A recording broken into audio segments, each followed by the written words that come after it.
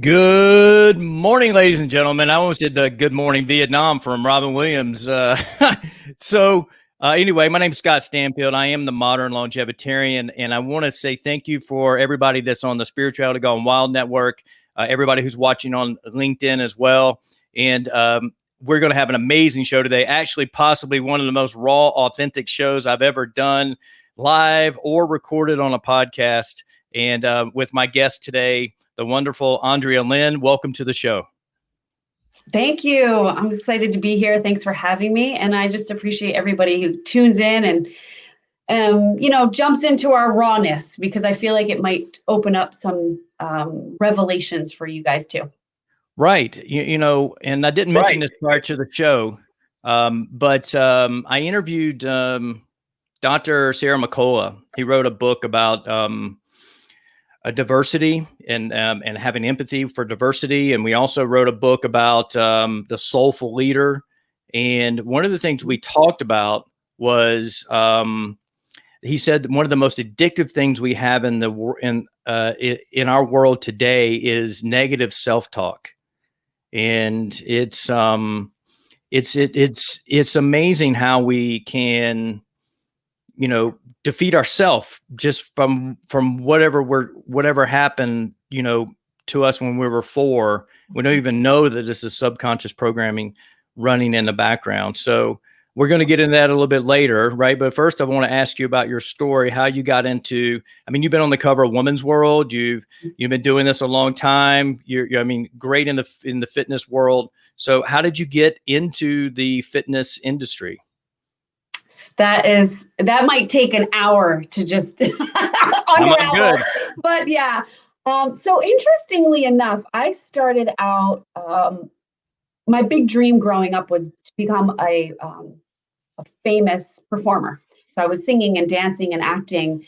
When I was in performing arts college, I live in New York, but I was living in Manhattan at the time. Mm-hmm. And, I was one of those starving artists, literally starving. I was eating a protein bar, a power bar. Remember those? They were like really popular back then. And I'd have like a quarter for breakfast, a quarter for lunch, a quarter for dinner. That's what money I had. And that's what I was eating. So I remember at a point in time, this guy that was in college with me, he's like, Ondrea, I think you should become a personal trainer. And I laughed. I'm like, are you out of your mind? I don't want to do that. And he goes, I don't know. I started doing it. I'm making good money. I'm not starving, and I can still do my acting. And I was like, no. And I just find that interesting, because I feel like along the way of our life, people bring up things that we kind of are supposed to be doing, and we ignore it until the time comes when you're kind of pushed into it. At least I do anyway. So what happened was, So what happened was, I was performing, and at this time I had graduated college, and I was just pounding the pavement and getting small commercial gigs and things like that. And I found out that I was pregnant. So I was only 24 years old, and I was dating a guy that I had known for a really long time. We started dating again, but he lived upstate New York. So I found out I was pregnant, and I moved back upstate, left the city. There's a lot of funny stories in the middle of that, but I gained 75 pounds when I was pregnant with my son, and I'm only 5'1". So that's a lot of weight for a small body.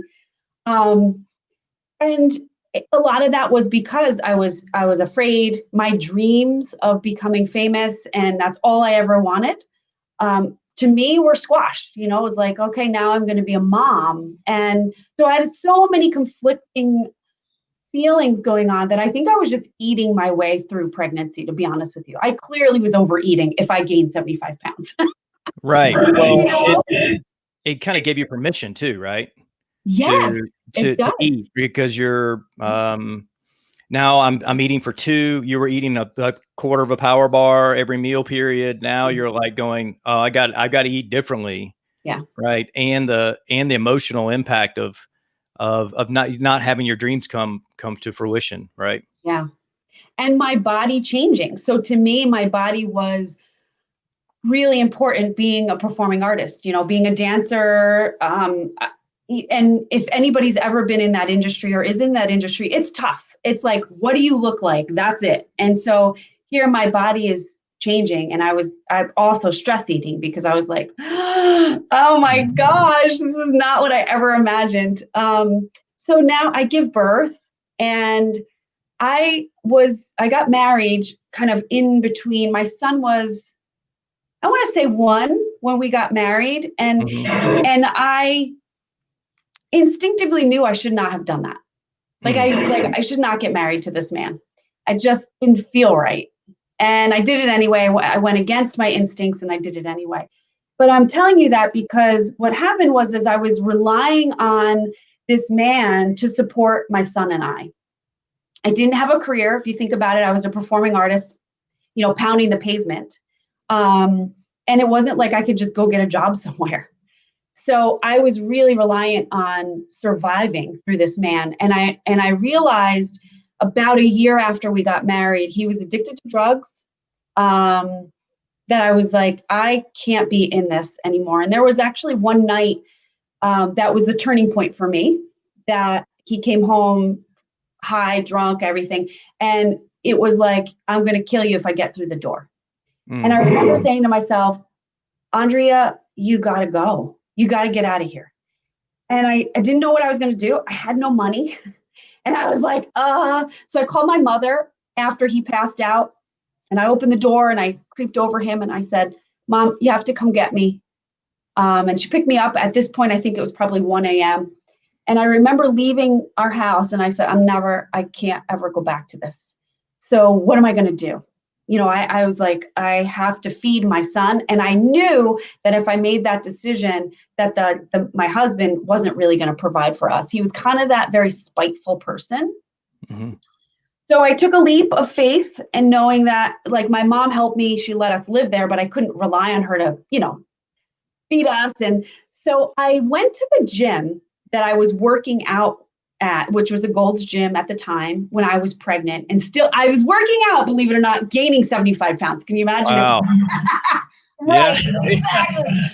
So I went to that gym and I said to them, can I work here?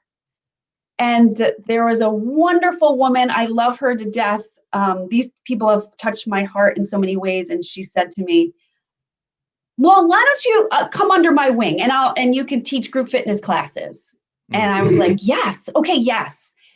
And being a dancer, that was easy for me. Counting, music, no problem. So it kind of came easy. And she said, while you're taking your certification so you could do this legally, right? I think I studied for that. I needed to get my AFA certification. So as I was doing that, she was like, I'll kind of front for you and I'll be with you. We'll co-teach. And so she allowed that to happen for me to make a little income. And I was like, this is not going to feed us. I can't sustain teaching 5 classes a day for 5 weeks. You know what I mean? It was just too much on a body. So, and at this point, I still hadn't lost that 75 pounds, just so you know.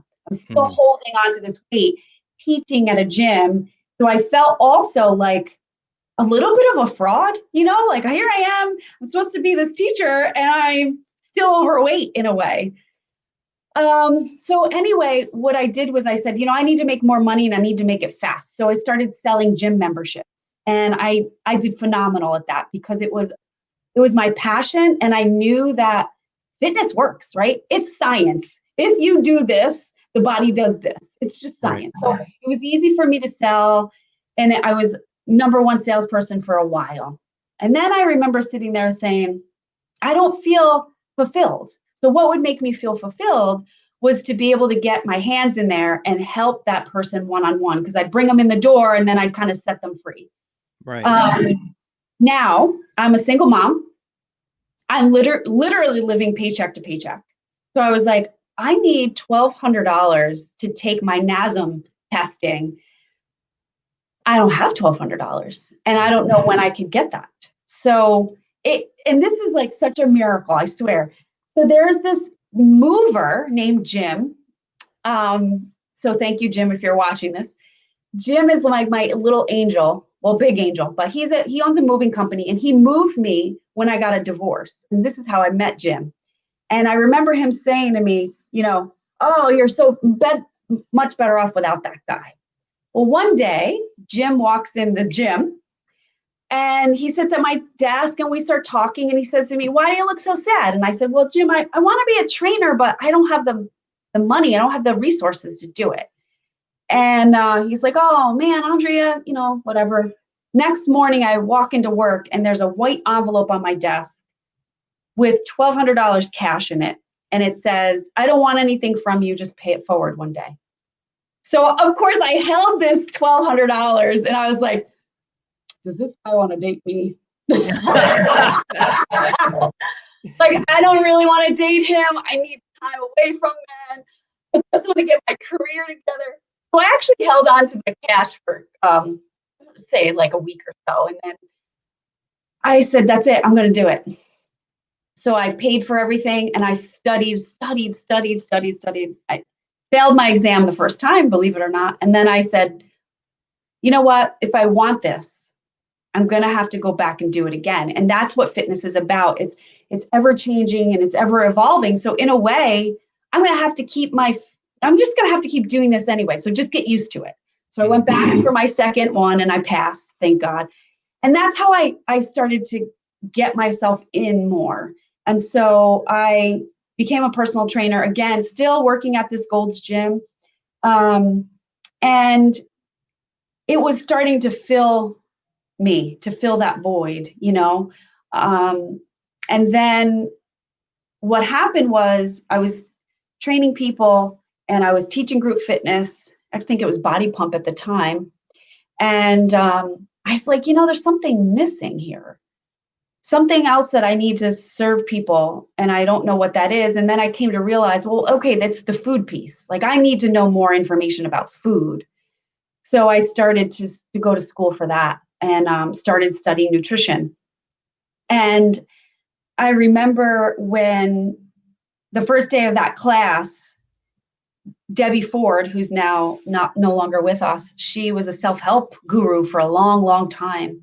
She was our teacher that day.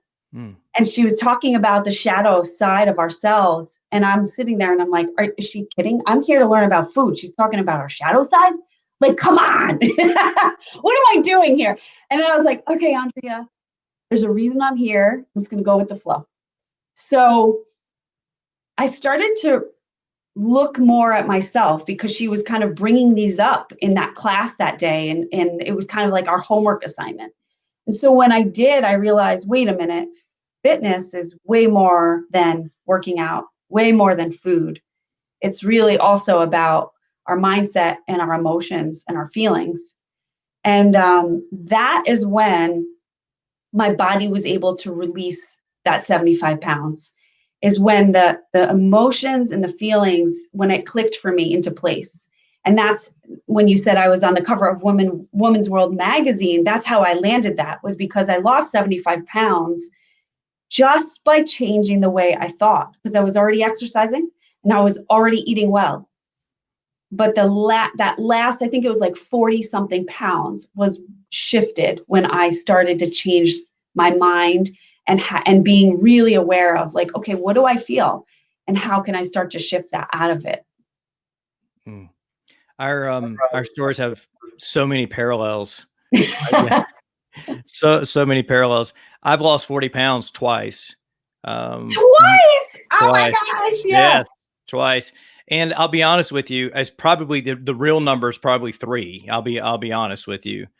Wow. And just like you were going to be a dancer, performer, and we're hitting the streets, I actually grew up racing go-karts, and my whole childhood was built around becoming a NASCAR driver, being the next Dale Earnhardt or Jeff Gordon. And I are about the same age. So just moving up and doing those things. Even one of my teammates he works for Rouse Racing, that he's a spotter. And so that was a big part of my world. And when I decided to quit racing and got in the restaurant business, just like you, right? It wasn't, I ate. I mean, I ate a lot. When you're a starving college student, you go to a place and you're all of a sudden got free food, right? Yeah. And employee discount on beers. A beer costs you 83 cents. You're like, okay. And because I was very, I didn't drink bit that I raced, because I knew it really messed with your reflexes. Alcohol did. So Okay.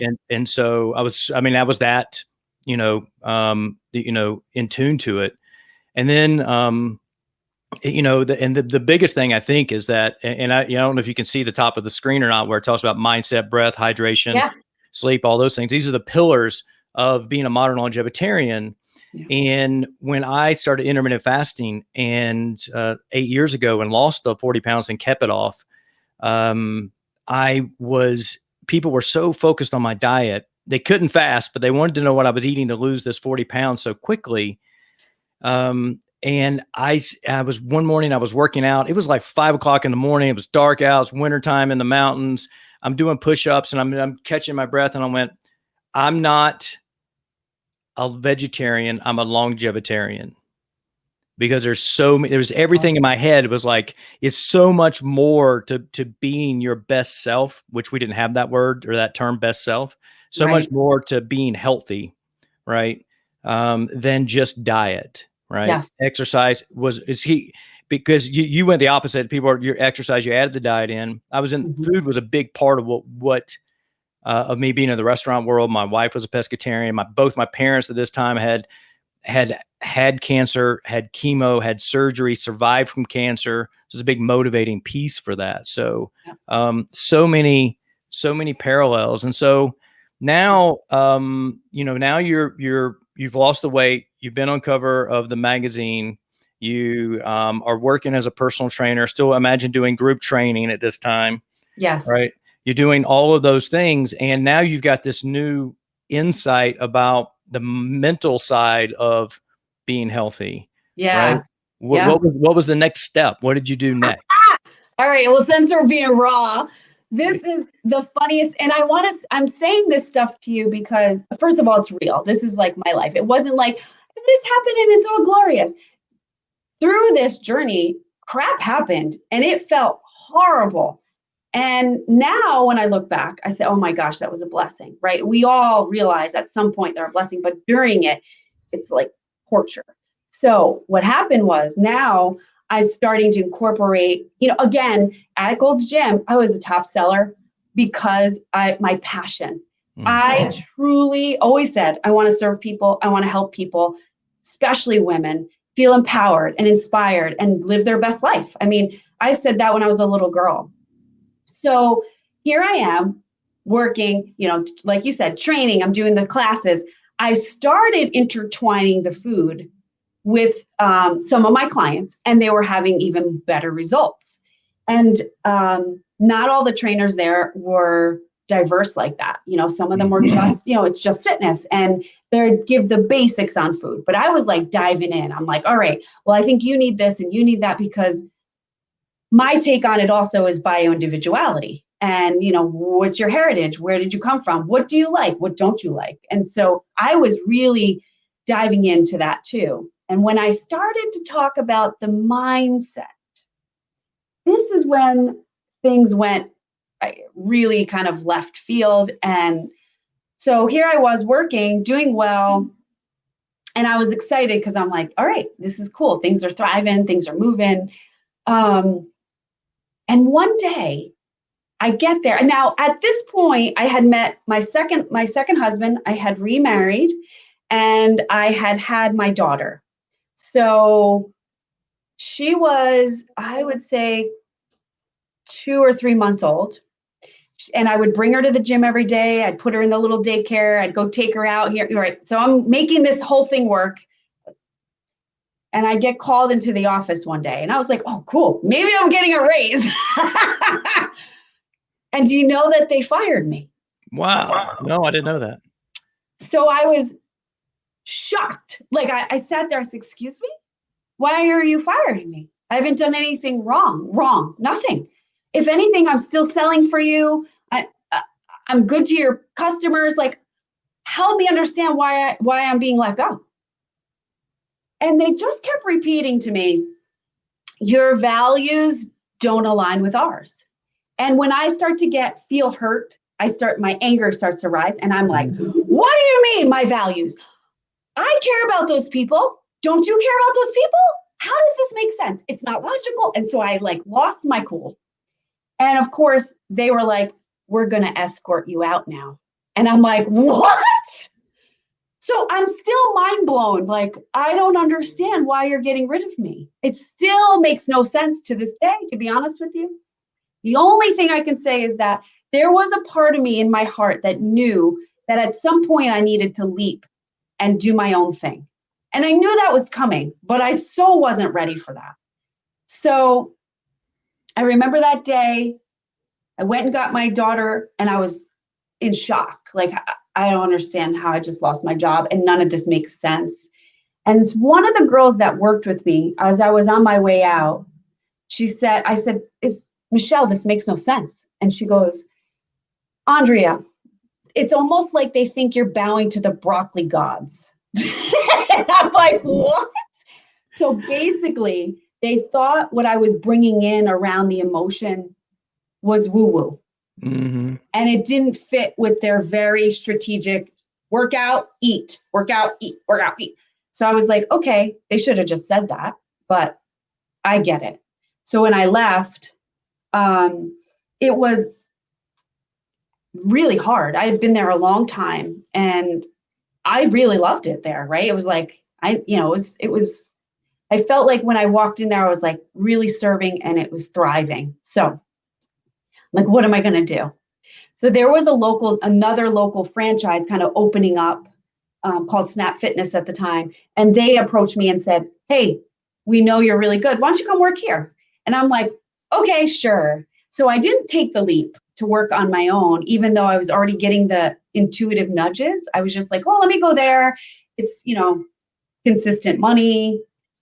So I go there and that was just a mess. It wasn't run, organized. So I did what I could. And then I'm going to share this with you too, because it's important part of my story.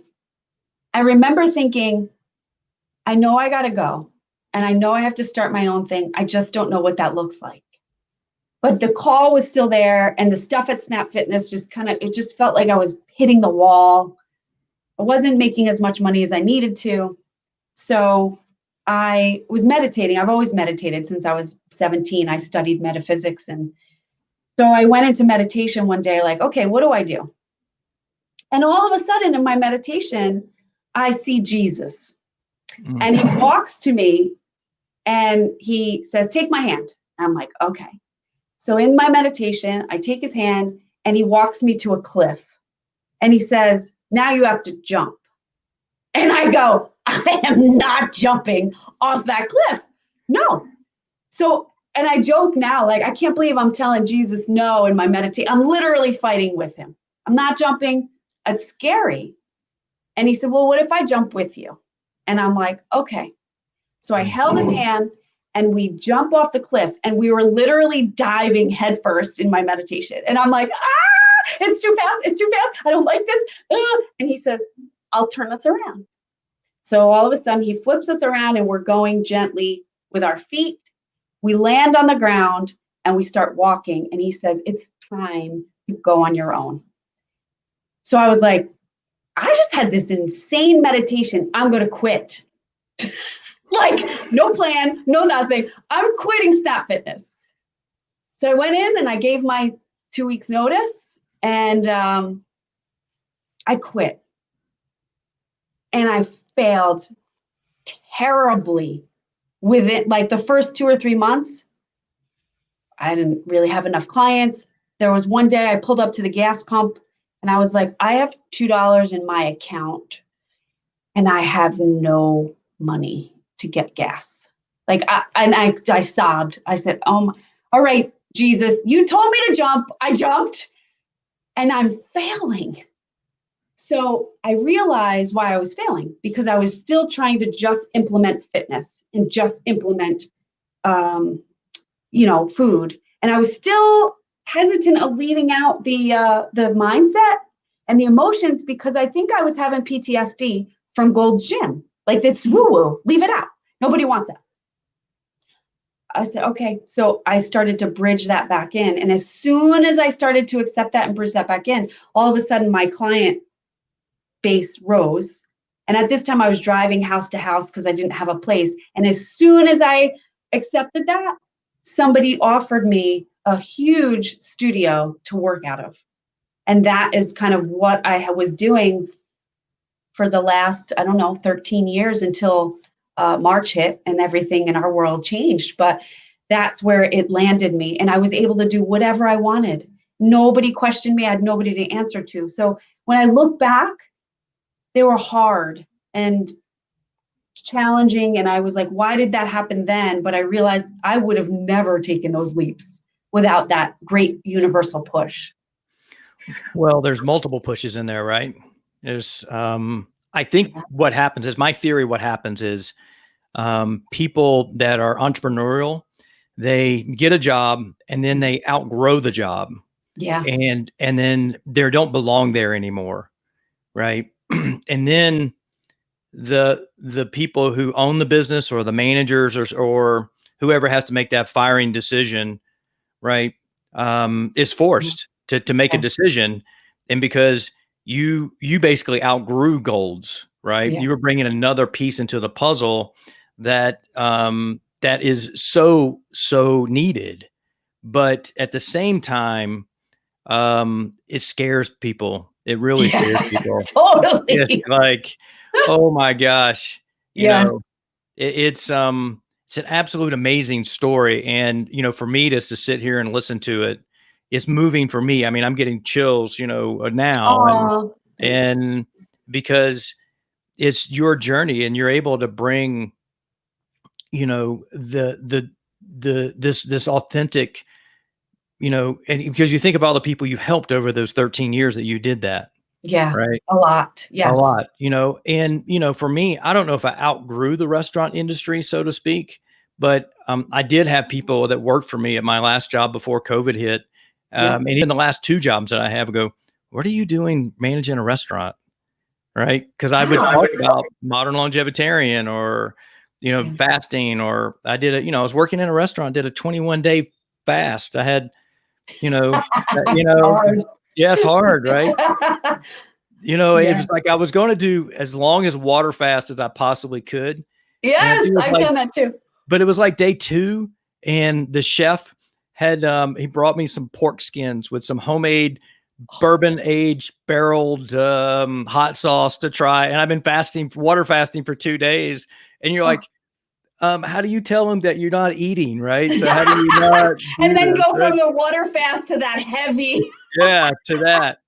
And That's so great. it was, and so the assistant manager, Erin, looked at me. She's like, what are you going to do? I'm like, I'm going to try one.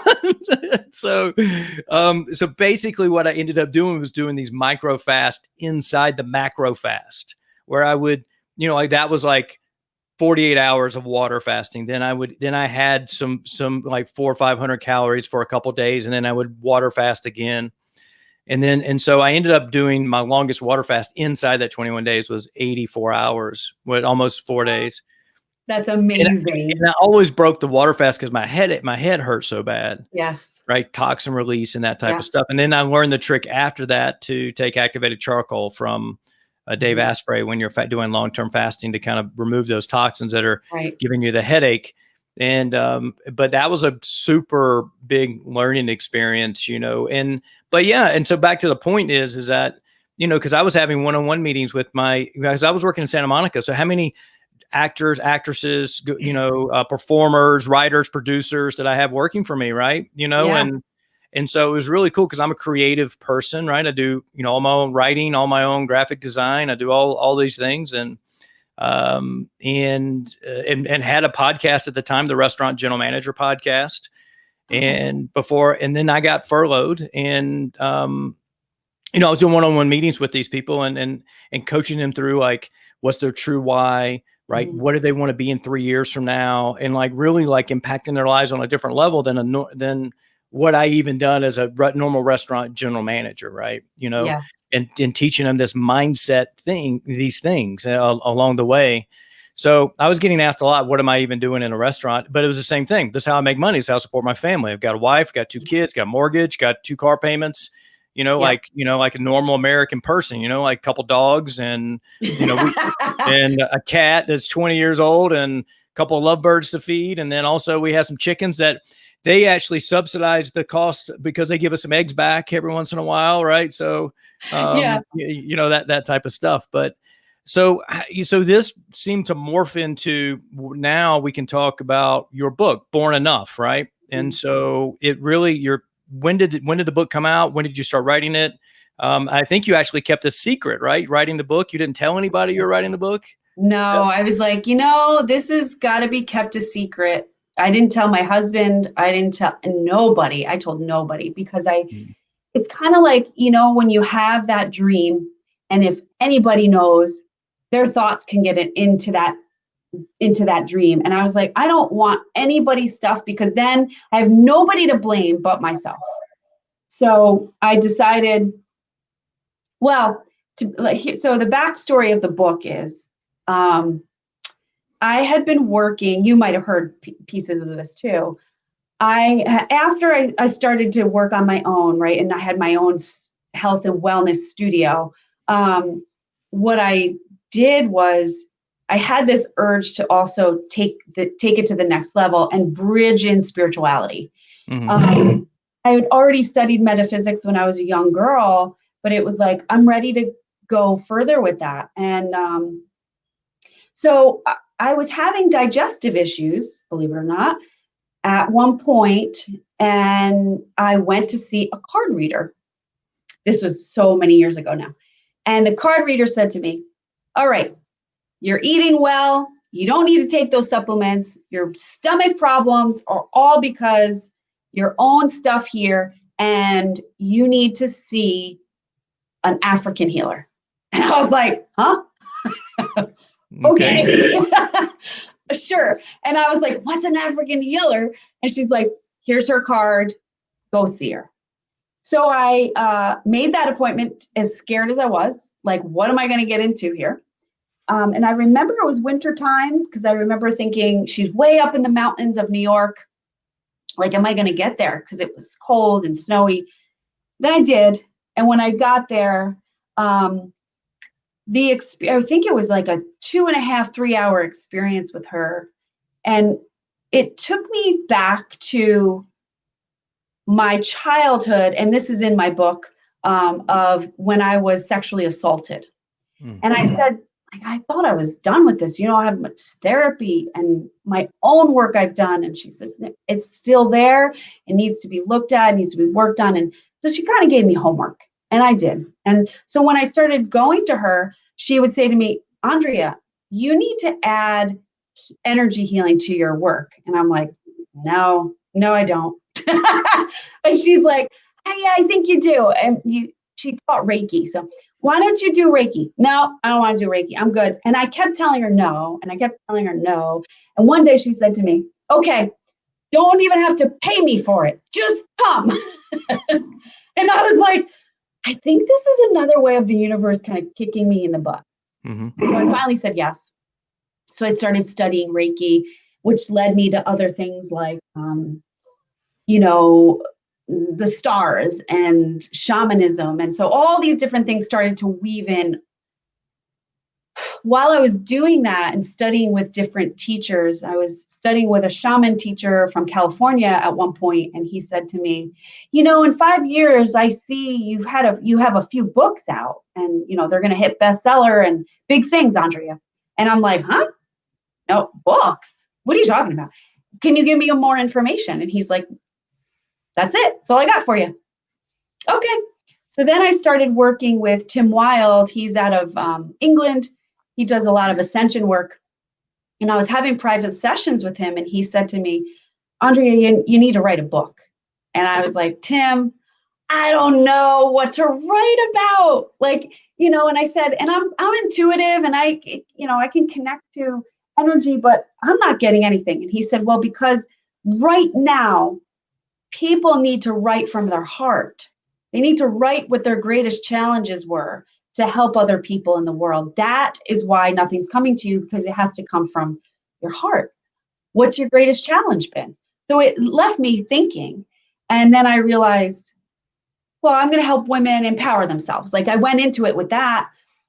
And I did hire a book coach to help kind of keep me on track because I knew I would probably fall and I needed a little support. So I did hire her. She was the only person who knew what was happening. But with her help, it morphed into my greatest challenge has always been unworthiness, not feeling worthy, not feeling enough, and how that shows up for me. And as I started to write my story, I realized over the last, I got into fitness 21 years ago now.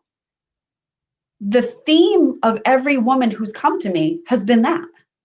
So I was like, oh, that makes sense. So then the book morphed into this is the theme. And what have I done for myself? And what have I done for my clients when they show up as far as their workout, their food, their mindset, and then connecting to something greater. And so when I wrote the book, it was really all about my stuff, but I also wove in all the things I've seen from my friends and my clients over the years. So that's really how that book was born, no pun intended. And I think it took me about a year to write it. And I wouldn't say that I'm a great writer either. It was just like, and I'm saying this to you guys that if anybody has an inspiration in something they want to do and they don't feel great at it, do it anyway. Because when the book launched, within 6 hours on Amazon, it became bestseller. So to me, that's a sign that this is needed in the world, you know? And so whatever your vision is, whatever your dream is, you got to do it, whether you're good at it or not right now. It's like the desire was planted by something greater than you. And so when you follow that, it turns into other things. So that's how that was born. And it helped me also to, honestly, when I was writing the book, it took me back to my old stuff because you have to relive it again, right? And again. And so as I would type and then go edit, it was like, oh man, I'm really entrenched in my past. My past of, like I told you, I was sexually assaulted by a family member. And I didn't get that coddly, it's okay from my family. My mom went into a state of depression and kind of ignored it. And my dad kept saying, I don't believe you. I think you're just making that up because you want attention. So, you know, when I think back now of like, wow, no, not even my grandmother said, hey, it's going to be all right. You got this. Somehow, some way I got through that. I did dabble in things I probably shouldn't have dabbled in. But I remember when I was a young girl, on Sundays, my mom would drop me off at Sunday school and she'd go home. So I'd have to go to Sunday school by myself. My cousins were there, and then I'd go to church. My mom didn't come. And I realized how grateful I am that she did that because it gave me something that I could fall back on in those times when I was a young girl. Because I really started getting molested and then abused, I would say from 5 or 6 to 11. Wow. So those are like, you know, the pivotal points of your life. But I had such a strong connection to something greater, to God, to universe, that I honestly, truly believe that is what saved me over and over when I would go dabble in drugs, right? When I would go dabble in alcohol. And there was always something that said, no, no, no, no, you're done. And I would listen to that voice and I'd say, okay, I'm good. Because my life could have went a completely different way to fill the void of unworthiness, you know, with drugs and alcohol and sex or whatever else we fill it with, food. Right.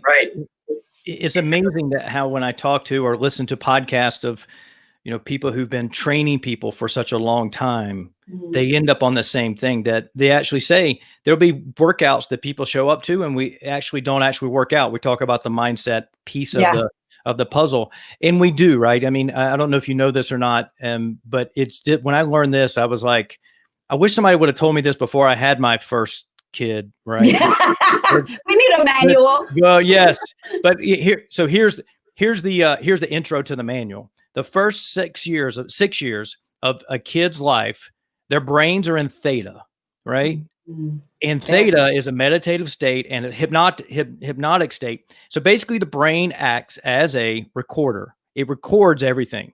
Then they turn 7 and they switch into like a normal state that like we live in now.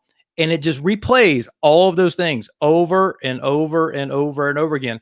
So if your mom says, we don't have enough money when you're 4 a bunch of times, between 1 and 6, and your dad says, money's really hard to make. You got to show up on time. You got to work hard. You got to do those things. Right. Or people don't give you love, like you didn't get the love. And you're, as that happened starting at age 5, right. Telling you that everything's going to be okay. You could go through life thinking that we don't have enough money. Money's hard to make. And that I'm not going to be okay. Right. Yeah. And we don't realize that those just play themselves over and over and over. So Joe Dispenza says we have 60 to 70,000 thoughts a day, and 95% of them are the same as yesterday. Over and over. For sure. Yeah. And then Bruce Lipton talks about this, subconscious programming, how it just the tape plays itself. Like for me, right? I mean, I study this stuff all the time. Mindset, breath, hydration, sleep. I wrote a book on sleep. And by the way, it's just I'm putting it on Amazon for sale. So if you want to get it for free, go to strongforlonger.com, and you got a couple days left, right? Because, I'm going to put it up there before December 9th. I'm going to put it up there. And so I did this, like all this research, like on sleep, and wrote this book. And one of the things that came up was the best time to drink coffee is 90 minutes after you wake up. All right. I heard this. And before I learned it, when I relearned it, when I wrote the book, then heard it again, but still I wake up and I stumble to the French press, right? I go straight to there. This program plays. Yeah. I also know, I've read studies. I did this before when I intermittent fasted the first time, that you do not need protein right after you work out. But I'll go work out like after the show. I didn't work out this morning because I want to do a longer workout today. I'm going to go work out. And you know what's going to, as soon as I finish, the program's going to play that I need protein. Yes. And I'm going to go do one of two things. I'm going to make this smoothie that has hemp protein in it, or I'm going to actually have some tuna fish with probably either salsa mixed with it, because it's only 10 calories, and 2 tablespoons of salsa instead of putting the mayonnaise in it and all that type of stuff. So I know what I'm going to do. And I know that I could actually wait till my normal fasting window and eat, but this program plays in me just like that. Yep. And so, so the book is, and I didn't get the full subtitle, but it's Born Enough. And then give me the subtitle. The Holistic Blueprint to Remembering. Right. And remembering that you were born to be enough, right? In the beginning. Totally. Because we are born perfect and complete, just the way we are. Our soul is perfect and complete. There's no fixing that has to happen. It's just the human part of us that we need to get out of the way, move over, so we can see and feel clearly that soul that it's there. It's not there all the time. You think of a baby, right? A baby's born. It's perfectly perfect. It doesn't say, oh man, I could have been a little heavier or a little lighter. Right. Yeah. My time getting out was a little slow. It's like they don't do those things, right? No, perfectly perfect. And that we all are like that. We all are divine beings. Right. We just forget. Well, we also, like I said, we're things that happen to us in our life. But somebody could say something to us at school, a teacher, a friend, or a foe. My bully or something like that. Something can happen that happened to you with the, the sexual aspect of that. Those things will then program us, right? To how the world is and how the world works, right? And versus having this, and so what happens is we create these, what I call generational cycles. Yes. Right? Yeah. And so my quote is that to find your true self, your best self, you have to break free of generational cycles. Completely. Yes. And so, the blessing, there's so many things. And I love Tony Robbins' question is, how is the worst thing that happened to you the best thing that happened to you? Right.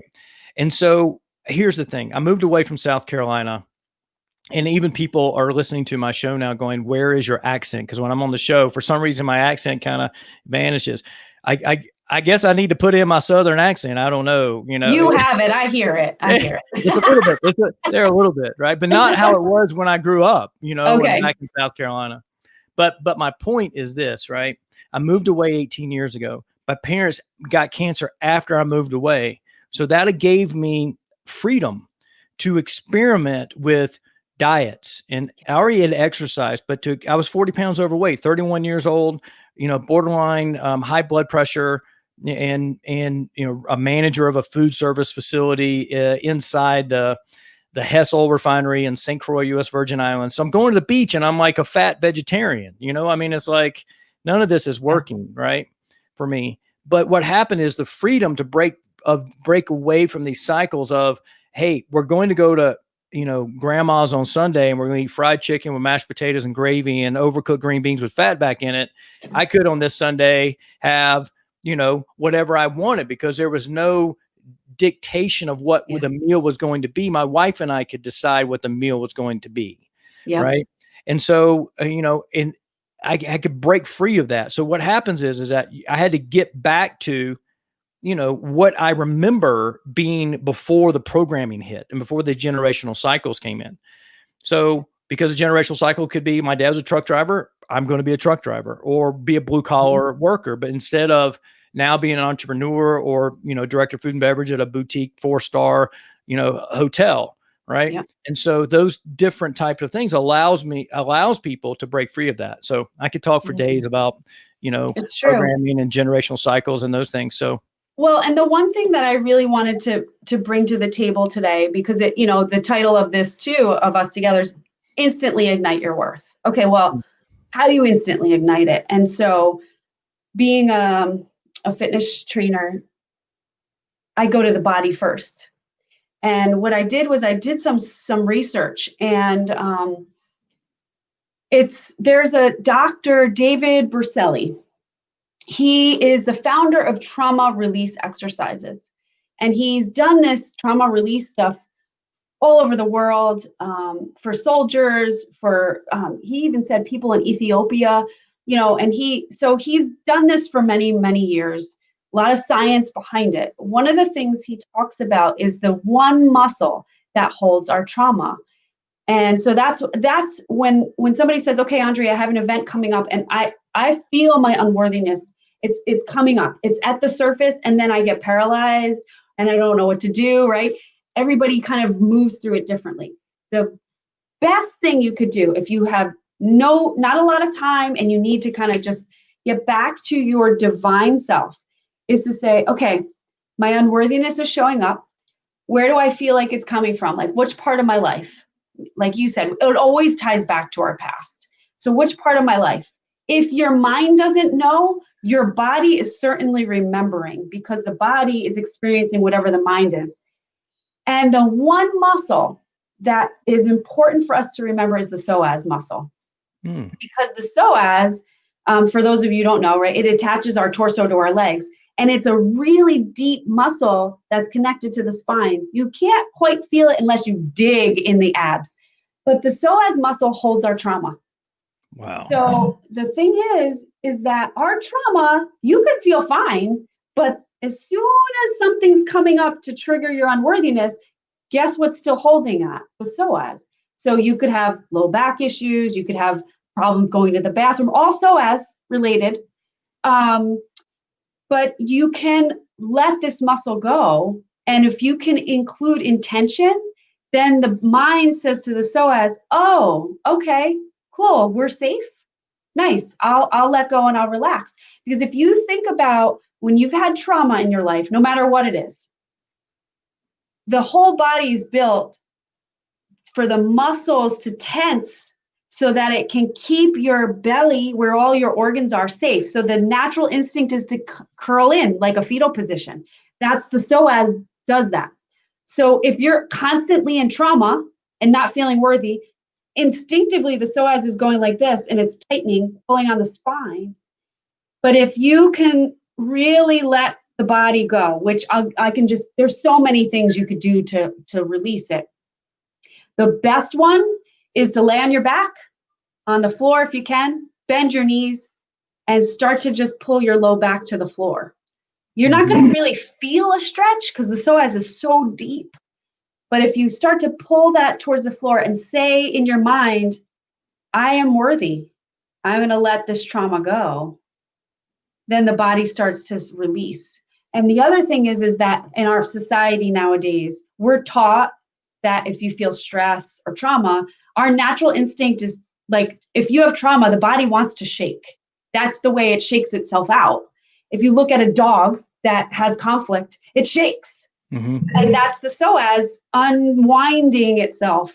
But unfortunately, in our society, we're not allowed to shake or look weird. So we just hold it in really tight. And then we're like, why does my back hurt? Oh God, why do I have all this body pain? And that's because the psoas is tight. So number one is to say, okay, I'm being triggered. I might not know what the trauma is, but I'm feeling unworthy. I'm feeling like, I don't know if I could do this. Lay on your back on the floor, bend your knees, bring your low back to the floor, and take really slow, deep breaths, and just say to the body, we're safe. I am worthy because I'm a divine being. Just that alone allows the body to come back to kind of its stasis. And then there's no triggering happening unless obviously you go back into that with your head. But if you can get yourself there and go, oh, okay, I feel good. The next thing I would do with this, because if it's like a quick thing and you need to instantly do it, is to call on whoever you feel is your support, whether that's the tree outside, Jesus, the Dalai Lama, I don't care who it is, some sage or saint that's so greater than you, so that you can draw that feeling of, okay, I am supported. I'm supported by this greatness of the universe. And let that touch your psoas, through, allowing it through acceptance of the mind. Yeah, the psoas is such an important muscle that, to be honest with you, I've done, a bunch of shows and nobody's ever brought this up, and I've never heard of that study. I'm going to have to do that. Fascinating. Yeah. Yes, it is. Right. Yeah.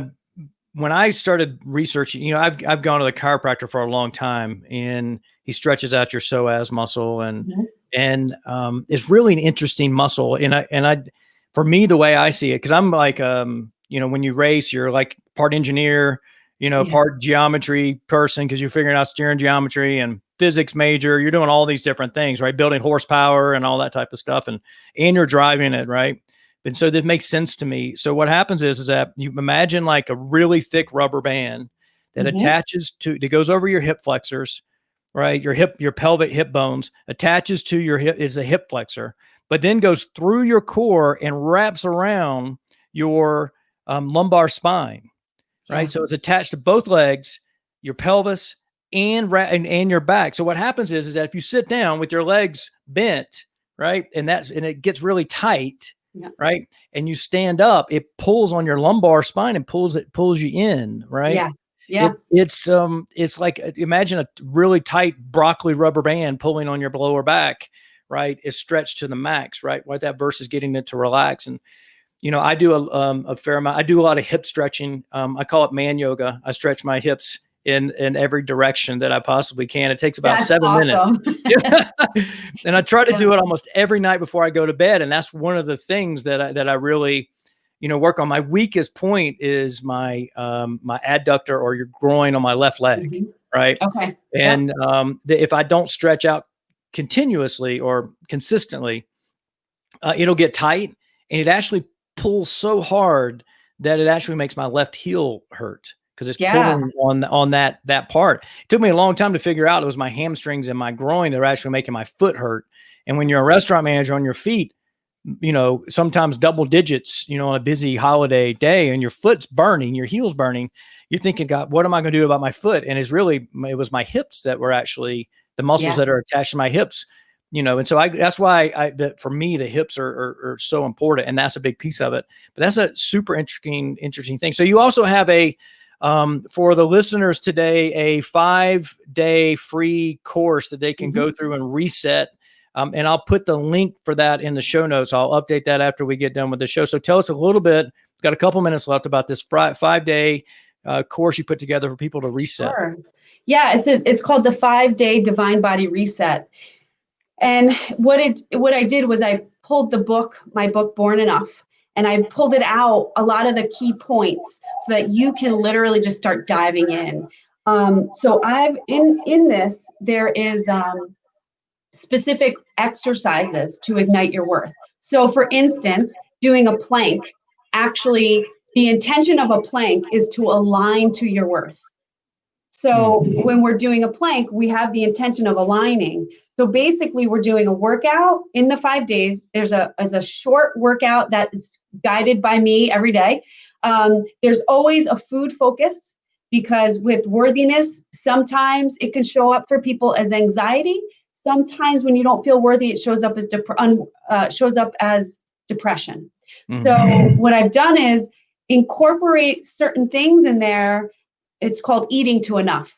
And if you have anxiety when you don't feel worthy, then you want to eat foods that grow deep down into the earth. If you have depression when you don't feel worthy, then you want to eat foods that grow towards the sun, so that energetically, food energetics are helping your whole system through that. So in the 5 day, there's a key component every single day of like what food, what exercise. There's a meditation, because we do certain chakra meditations for each day, and then a mindset hack. So it's very easy to do. I've had a bunch of people go through it. They've actually released some weight during that, which is because you're not holding on to all the burdens of not feeling worthy. So a lot of people have catapulted. I mean, we're going into the holidays. Why not keep your energy high, especially if you have to go around people who trigger you feeling unworthy? It's so amazing. Your work is transformed over the years to incorporate mindset into every step of fitness. Yeah. I just recently was asked a question, is like, because I talk about, when I lost the weight 8 years ago, almost 9 years ago now, that I had overheard a conversation, or was talking to somebody that worked with the doctors who do gastric bypass surgery when I was a director of food and beverage at a hospital. And they said that weight loss is 70% diet, right? And when you were at Gold's Gym, they were focused on just 20 or 30% of what fitness really is. Yes. You can be fit and unhealthy, and you can be healthy and unfit, but when you combine the two together, it's an amazing place to be. But my point being is this, right? Is that, and I know I mention a lot of quotes and I say these things, but Bruce Lee, I'm a big fan of his philosophies, and love him. One of my favorites is the body will follow the mind. Completely. Yes. And so, like for instance, as a longevitarian, someone who is looking to, extend my prime years, or teach people that they have a say over their genetic expression, right? And they have agency in this, right? You have to then say the next piece of this is that, where do you see yourself in 50 years from now, 30 years, 50 years from now? Because if you're believe that, mom and dad had cancer, therefore at 55, that no matter what I do, I'm going to have cancer, the body will follow the mind. Absolutely. Right? And, in Chinese medicine, they use the term jing. And what happens, they say that you have the pre-jing, like your genetic jing, but you also have the jing that you can change. So if you keep working on that, which is your food, your movement, your mindset, sleep. Yeah, exactly. It spills into the genetics. It can change that. I mean, we could talk about epigenetics forever too. Yes, which is Bruce Lipton, which is, I remember when I was at the director of food and beverage at the hospital, the CEO came to do a site visit, and I'd lost the weight, and he said, "What'd you do?" And I said, "Well, I'm destined to get cancer." And he goes, "No, listen to this video by Bruce Lipton." And that was another piece of the puzzle that came in. Mark Cadell actually, sent me that video, emailed it to me. This is really before smartphones were in play. This was like 8 years ago, and 7, 8 years ago. And I maybe had a smartphone at the time, but my point being is this, is that, we are not destined to the hand we're dealt by mom and dad. No. By any means. So inside of every person is an endurance runner, barring any injuries, right? Mm-hmm. And inside a person is a power lifter. Inside a person is like this, oneness and whole person that's just healthy, right? And also inside of us is 100-pound overweight, type 2 diabetic, Totally. chronic disease person. But Yes. because it all depends on the environment we create. Yep. And then, right. And then the genes express themselves, the switches turn on and off to give you those type of things. Right.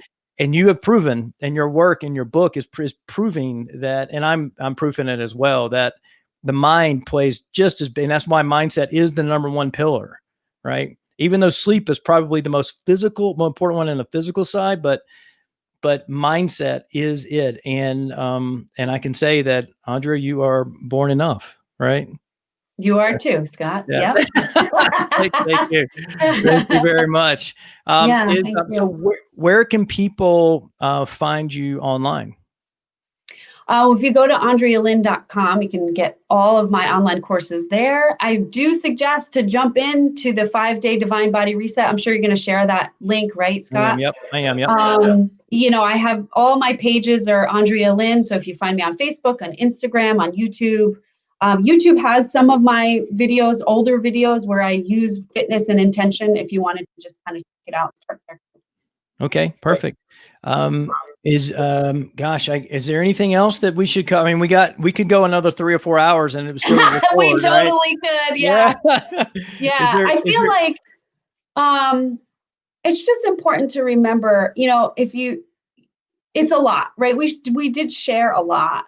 And the thing is just to do one small thing a day, to remember that you're worthy of whatever your dreams are. I mean, that's why I feel really called. I usually work with women. I have some male clients, but usually work with women because we have a big dream and we have a mission to do in this world, whether it's for your immediate family or for the world as a whole. And if you don't do that because you're getting tripped up on unworthiness, then you're not here fulfilling your purpose. And then you feel like, what is this whole life about? So I just encourage you to take one small step a day, one small step. And that is like, maybe it's what we shared with you, do that psoas release, say, I am worthy. If you grab my book, there is a 90-day blueprint in there also that you can follow. But one small thing a day, next thing you know, you're going to look back and go, oh my gosh, it's been 3 months and I've made huge changes. So I just want to just put that out there, that it doesn't have to be overwhelming, that you could do this with something small every single day. Yeah. And that's where we're going to wrap it up. That's the best advice, right? Because the tortoise won the race, not the hare. Right? Exactly. Yeah. Exactly. So we recapped, 21 years in this, 1 hour and 5 minutes so far. Yes. Right? So yep. we're not trying to say, hey, you need to go out and be like this ninja level mindset hacking person tomorrow, but start where you are and take that one step. And your everybody's vision. I will add this one thing and then we'll wrap it up in there. But everybody's vision doesn't have to be, like have a live show 5 days a week like me, or write a book, or do those type of things. It could be to be the best mother or father that you could be, or the best, son to your aging parents, or daughter to your aging parents, or something in your community that is behind the scenes. It doesn't have to always be out front facing, like in something in this fashion. So I don't want anybody to feel pressure to say, hey, your calling has to be something where you're writing a book or those type of things. Although we all have a story inside of ourselves, right, that is unique, and we all have the struggles, and we can bring that out and help somebody in some way. Right. Absolutely. So, yeah. Absolutely. Well, my gosh, it's been amazing having you on the show today. Thanks, Scott. I appreciate it. Yeah, it's been great. I loved getting to know you, learn your story, and we'll have to bring you back on sometime so we can continue the conversation. Sounds good. I'm ready. All right. Well, we can. Okay, we'll do another show at 12, right? We'll see you in an hour. Yeah, we'll see you in an hour. We're going to go grab a workout, right? Go work out, come back and do another one, right? Exactly. Yeah, I got a big heavy kettlebell calling my name down in the living room. So nice. So going to go do a couple swings and see how that turns out. So awesome. All right. Well, all right, thank you. Thank you very much. And we'll be in touch very soon. Before I go to the workout, I'll put the links in and do all those things. And so again, thank you for everybody watching on the Spirituality Gone Wild Network, also on LinkedIn, on my profile. You have to apply for LinkedIn Live. So this is something that's been a gift from above.